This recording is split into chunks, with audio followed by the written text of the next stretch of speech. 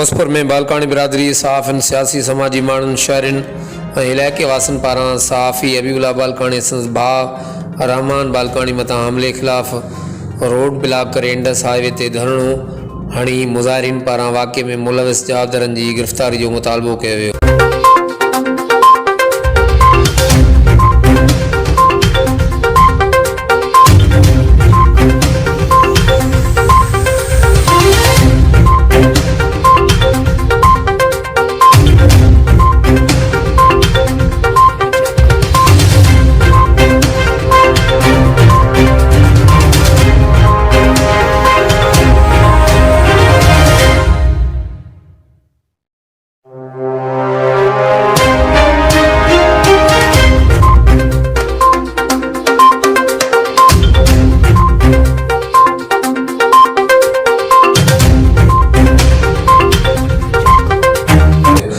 तरफ मदीजी में बरोही बिरादरी तरफा क़ंधकोट कश्मीर में अगवा थियल मदीजी वासी नसीरमंद बरोही की बازيابي लाइ बरोही बिरादरी तरफा बिरादरी जो कट घुरायो वियो।